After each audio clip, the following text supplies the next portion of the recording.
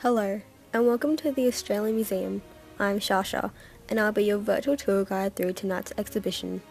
Tonight, you guys will be the first to experience two pieces from one of the Trojan War exhibitions, which have not yet been open to the public.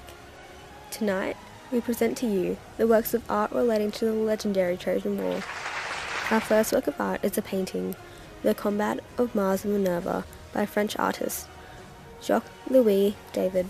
Jacques-Louis David was a highly influential French painter in the neoclassical style, and he is said to be one of the most prominent artists in that era.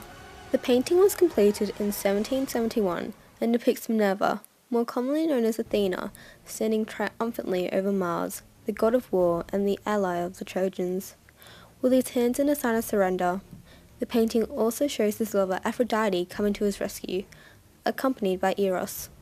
This is all depicted in the midst of the Trojan War, with men still in battle and lying dead on the ground. The combat of Mars and Minerva was a subject taken from Homer's Iliad, where Mars faced off with Diomedes, the king from Anatolia.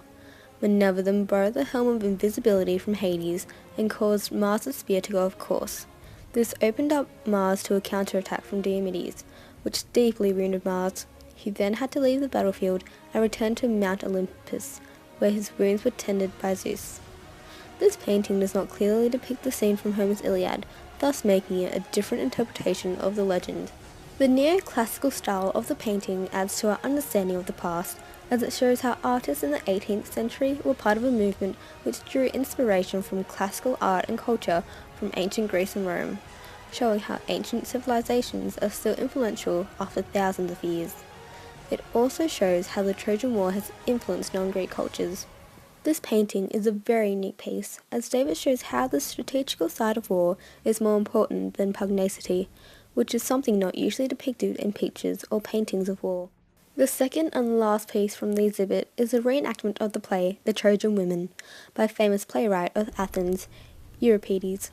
Euripides is one of the greatest tragedians of ancient Athens, with the Trojan Women being one of his best works.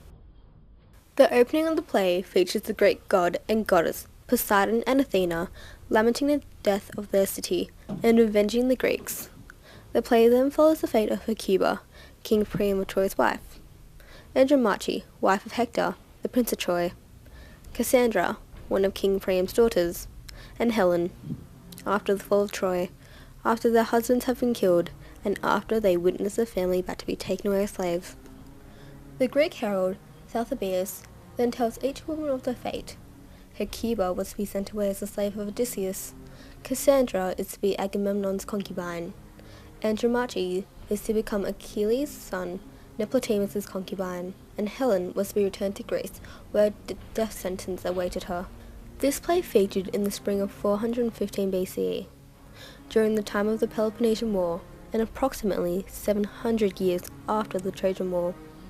Euripides used the Trojan War as a subject to convey his messages about the aftermath, devastation, and inhumanity of war. This play adds many complications to interpreting the legend and myth of the Trojan War, as some parts were fictional and other parts were dramatized to assist in conveying Euripides' message.